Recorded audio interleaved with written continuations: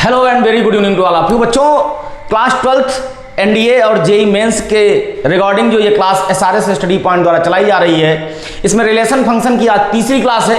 पिछली दो क्लासेस में हम लोगों ने रिलेशन को डिफाइन किया था और डिफरेंट टाइप ऑफ रिलेशंस को देखे थे, जिसमें हम लोगों ने identity relation, reflexive relation, irreflexive relation और सिमेट्रिक रिलेशन को डिफाइन किया था।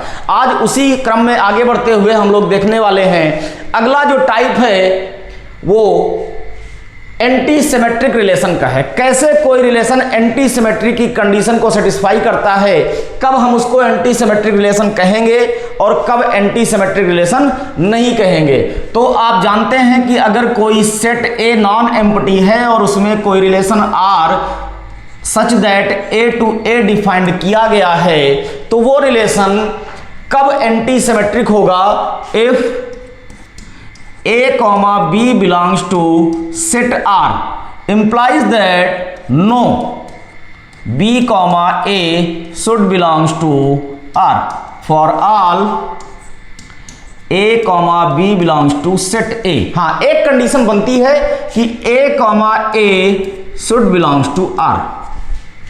मतलब ये हुआ इसका कि अगर किसी रिलेशन में A, B टाइप का ऑर्डर पेयर आपको दिख जाए तो हमको एक भी order pair B, A type का नहीं दिखना चाहिए, तब तो वो रिलेशन एंटी सिमेट्रिक होगा। लेकिन अगर एक भी B, A टाइप का ऑर्डर पेयर आपको दिख गया उस रिलेशन में, तो वो रिलेशन एंटी सिमेट्रिक नहीं कहलाएगा। अच्छा, A, वाला ऑर्डर पेयर जो सेल्फ वाला ऑर्डर पेयर होता है वो चल जाएगा, वो हो या ना हो रिलेशन हमारा एंटी सिमेट्रिक ही कहलाता है। अगर एग्जांपल की बात करें, एक सेट हमने कंसीडर किया, सेट A इक्वल टू 1, 2, 3। इस पर हमने कुछ रिलेशन बनाए। R1 इक्वल टू हमने बनाया एम्प्टी सेट का, एम्प्टी रिलेशन का। दूसरा रिलेशन हमने बनाया R1 इक्वल टू 1, 1, 2, 2, 3, 2, 1 और R3 रिलेशन हमने एक और बनाया जिसमें 1, 2, 2, 3, 2 लिया। ये तीन रिलेशन हमने लिए। इसमें से देखते हैं कौन कौन सा रिलेशन एंटी सिमेट्रिक है और कौन सा नहीं है। कंडीशन क्या कह रहा है कि अगर ये वाला ऑर्डर पेयर आपको दिखे तो आप रिलेशन में ये देखिए कि एक भी ऑर्डर पेयर ये वाला नहीं होना चाहिए। तो पहला जो रिलेशन है वो एम्प्टी रिलेशन है। एम्प्टी रिलेशन में हमको कोई ऑर्डर पेयर दिख ही नहीं रहा है, तो हमको इस कंडीशन से कोई फर्क नहीं पड़ता है, रिलेशन हमारा एंटी सिमेट्रिक होगा। तो एम्प्टी रिलेशन क्या है? वो एंटी सिमेट्रिक भी होता है। ये सिमेट्रिक भी हुआ था। अच्छा, बच्चों को ये कंफ्यूजन होता है कि अगर रिलेशन सिमेट्रिक नहीं है तो एंटी सिमेट्रिक होगा, तो ऐसा कुछ नहीं है। सिमेट्रिक की कंडीशन अलग होती है और एंटी सिमेट्रिक की कंडीशन अलग होती है। तो R1 हमारा एंटी सिमेट्रिक है। अब R2 की बात करें अगर, तो R2 रिलेशन 1, 1 है, 1, 2 है, 2, 3 है और फिर अगला 2, 1 मिल गया। यहां कह रहा है कि अगर ये वाला ऑर्डर पेयर दिख रहा है तो ये वाला ऑर्डर पेयर नहीं दिखना चाहिए एक भी, जबकि यहां पर 1, 2 दिखने पर ये वाला ऑर्डर पेयर भी एग्जिस्ट कर रहा है, इसलिए ये रिलेशन एंटी सिमेट्रिक नहीं होगा। अब देखिए, ये सिमेट्रिक भी नहीं है। क्यों नहीं है? 1, 2 होने पर 2, 1 तो हो गया, लेकिन 2, 3 दिया हुआ है तो 3, 2 भी तो होना चाहिए सिमेट्रिक के लिए। तो ये ना सिमेट्रिक है और ना ही एंटी सिमेट्रिक है। क्लियर हुए? अब तीसरा रिलेशन देखते हैं। 1, 1, 2, 2, 1, 2 और 3, 2 दिया हुआ है। A, B की कंडीशन तो मिल रही है, लेकिन एक भी ऑर्डर पेयर B, A का नहीं दिख रहा है। इसका मतलब ये वाला रिलेशन हमारा एंटी सिमेट्रिक रिलेशन है। तो इस तरह आप समझ लीजिए कि कभी भी जब एंटी सिमेट्रिक आपको देखना हो तो आप देखिए कि A, B टाइप का रिलेशन, A, B टाइप का ऑर्डर पेयर दिखे और एक भी B, A मतलब रिवर्स करके आपको एलिमेंट ना दिखे, तो आप समझ जाइए कि वो रिलेशन हमारा क्या होगा? एंटी सिमेट्रिक होगा। जबकि 1, 1 और 2, 2 एग्जिस्ट कर सकते हैं, उससे एंटी सिमेट्रिक के होने ना होने पर कोई फर्क नहीं पड़ता है। आइए अगला देखें। अगला रिलेशन है असिमेट्रिक। असिमेट्रिक रिलेशन भी एंटी सिमेट्रिक रिलेशन की तरह है, बस फर्क थोड़ा सा ये पड़ता है कि एंटी सिमेट्रिक में सेल्फ वाले ऑर्डर्ड पेयर एग्जिस्ट कर सकते थे, इसमें सेल्फ वाले ऑर्डर्ड पेयर भी एग्जिस्ट नहीं करेंगे। तो कंडीशन क्या कहती है, if a relation R such that A to A is defined, then if A comma B belongs to R, then no b comma A should belongs to R, and यहां पर and की condition लगेगी, a comma A should also not belongs to R for all a comma B belongs to set A. Anti symmetric क्या कहता था कि अगर a comma B आपको दिखे तो एक भी b कॉमा ए नहीं मिलना चाहिए, जबकि a कॉमा ए बिलोंग कर सकता था, एग्जिस्ट कर सकता था। लेकिन असिमेट्रिक कहता है कि हमको a कॉमा बी मिलने पर एक भी b कॉमा ए नहीं मिलना चाहिए, और उसके साथ साथ ये भी कह रहा है कि a कॉमा ए वाला भी ऑर्डर पेयर नहीं मिलना चाहिए। अगर मिल गया तो वो असिमेट्रिक नहीं होगा। एग्जाम्पल देखें, एग्जाम्पल में सेट a इक्वल टू हमने डिफाइन किया 1 2 3, तो पहला रिलेशन हमारा R1 equal to empty relation लिया, दूसरा हमने R2 1 कॉमा 1 1 कॉमा 2 2 कॉमा 3 लिया, तीसरा रिलेशन हमने R3 को लिया 1 कॉमा 2 2 कॉमा 3 3 कॉमा 2, और चौथा रिलेशन हमने लिया R4 1 कॉमा 2 2 कॉमा 3 लिया। अब इनमें से अगर देखा जाए कि कौन सा असिमेट्रिक है कौन सा नहीं है, तो एम्प्टी रिलेशन की बात करें तो एम्प्टी रिलेशन में हमको एक भी ऑर्डर्ड पेयर नहीं दिख रहा है। इसका मतलब है कि इन दोनों कंडीशन से कोई फर्क नहीं पड़ता है, रिलेशन हमारा असिमेट्रिक है। R2 की बात करें, R2 में आप साफ साफ देख रहे हैं कि 1 कामा 1 आपको यहाँ एग्जिस्ट करता हुआ दिख रहा है, जबकि डेफिनेशन कहती है कि हमको सेल्फ ऑर्डर्ड पेयर वाला भी नहीं लेना है। इसका मतलब ये भी असिमेट्रिक नहीं है। तीसरा 1 कॉमा 2 2 कॉमा 3 दिखा, और इसी के साथ साथ 3 कॉमा 2 भी दिख गया, तो ये भी असिमेट्रिक नहीं है। चौथा रिलेशन 1 कॉमा 2 है और 2 कॉमा 3 है, मतलब a कॉमा b तो दिख रहा है, लेकिन कहीं भी b कॉमा a वाला ऑर्डर पेयर नहीं दिख रहा है। इसका मतलब चौथा रिलेशन हमारा असिमेट्रिक है। तो इस तरह अगर आप डेफिनेशन की कंडीशन को समझ लेते हैं तो आपका क्वेश्चन कभी भी गलत नहीं हो सकता है। आइए अगला टाइप देखते हैं रिलेशन का। अगला है ट्रांजिटिव रिलेशन, सबसे इंपॉर्टेंट रिलेशन जो कि सबसे ज्यादा एग्जाम में पूछा जाता है, और इसी में बच्चे गलतियां करते हैं। क्या कहता है transitive relation?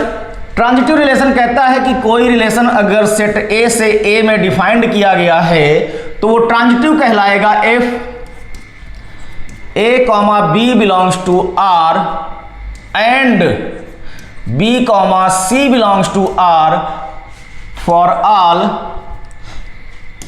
implies that A comma C should also belongs to R for all A comma B comma C belongs to set A। ये डेफिनेशन कहती है, क्या कह रही है डेफिनेशन, कि अगर A comma B आपको रिलेशन में दिखे और B comma C दिखे तो आपको A comma C ढूंढना है। उस रिलेशन में A comma C वाला ऑर्डर पेयर मिल गया तो रिलेशन ट्रांजिटिव होगा, अगर नहीं मिला तो रिलेशन ट्रांजिटिव नहीं होगा। अब इसमें क्या छुपा हुआ है, क्या हिडन पॉइंट है? हिडन पॉइंट ये है कि अगर ये वाला या ये वाला ऑर्डर पेयर दोनों में से कोई एक आपको रिलेशन में ना दिखे या दोनों ना दिखे तो हमको इसकी जरूरत नहीं होती है, रिलेशन हमारा ट्रांजिटिव होता है। एग्जाम्पल से देखें तो ज्यादा बेटर समझ में आए। एक सेट है 1, 2, 3। पहला रिलेशन हमने लिया एम्प्टी, दूसरा रिलेशन हमने R1 लिया 1, 1, 2, 2 और 3 लिया। तीसरा रिलेशन हमने लिया 1, 2, 2, 3, 1, 1 एंड 2 लिया। एक चौथा रिलेशन हमने लिया R4 1, 2, 2, 3 और 1, 3 लिया। ये 4 रिलेशन लिए, इसमें से कौन सा हमारा ट्रांजिटिव है और कौन सा नहीं है। तो पहले डेफिनेशन समझ लें कि अगर ये वाला दिखे और ये वाला दिखे, दोनों दिखे, तो हमको ये वाला देखना है। ये मिल गया तो रिलेशन ट्रांजिटिव होगा और नहीं मिला तो रिलेशन ट्रांजिटिव नहीं होगा। तो जो सेट है वो 1 2 3 पर डिफाइन किया गया है। पहला रिलेशन हमारा एम्प्टी है। एम्प्टी रिलेशन में दोनों में से कुछ भी नहीं दिख रहा है तो हमको इसकी जरूरत नहीं है, रिलेशन हमारा ट्रांजिटिव है। जिसमें बच्चे गलतियां करते हैं, उनको लगता है कि इसमें कुछ दिख नहीं रहा है, तो जब कुछ दिख नहीं रहा है तो कैसे हम उसको डिफाइन करेंगे कि वो रिलेशन हमारा ट्रांजिटिव है कि नहीं है। जबकि साफ साफ डेफिनेशन में कह रहा है कि ये वाला दिखे और ये वाला दिखे तब आपको रिलेशन चेक करना है, A, C देखना है। अगर A, C मिला तो रिलेशन ट्रांजिटिव होगा और नहीं मिला तो रिलेशन ट्रांजिटिव नहीं होगा। तो जब इसमें कोई एलिमेंट, कोई ऑर्डर पेयर दिख ही नहीं रहा है तो हमको A, C की जरूरत नहीं है, रिलेशन हमारा ट्रांजिटिव है। अब दूसरा जो रिलेशन R2 दिया हुआ है, 1, 1, 2, 2 और 3, दिया हुआ है। आपने पीछे पढ़ा था कि ये आइडेंटिटी रिलेशन होता है। जब भी सेम ऑर्डर पेयर वाला ओनली रिलेशन बनाया जाता है तो वो आइडेंटिटी होता है, और ट्रांजिटिव के लिए अलग अलग वाली कंडीशन देखनी होती है। अगर ये दोनों है ही नहीं है रिलेशन में तो इसकी जरूरत नहीं है। इसका मतलब ये रिलेशन हमारा ट्रांजिटिव भी है। आइडेंटिटी के साथ साथ ये ट्रांजिटिव रिलेशन भी है। तीसरा रिलेशन 1, 2, 3 दिखा। अब यहां पर हमको चेक करना पड़ेगा, क्यों? 1, 1 और 2, से कोई फर्क नहीं पड़ता, सेम वाले हैं, हमको डिफरेंट वाले देखने पड़ते हैं। तो 1, 2 मिला और 2, 3 मिला, ये वाला 2 कैंसिल आउट होगा, हमको मिलना चाहिए था 1, 3, जो कि कहीं नहीं दिख रहा इस रिलेशन में, इसलिए ये ट्रांजिटिव नहीं होगा। अब चौथे रिलेशन की बात करें, 1, 2, 2, 3, तो 2 से 2 कट जाएगा, हमको 1, 3 मिलना चाहिए। ये 1, 3 है, इसका मतलब ये रिलेशन हमारा ट्रांजिटिव रिलेशन है। तो इस तरह हम डेफिनेशन के थ्रू कंडीशन को समझते हुए आराम से हम उसको पहचान सकते हैं। अब बात करते हैं यहां पर आइडेंटिटी रिलेशन ट्रांजिटिव भी होता है।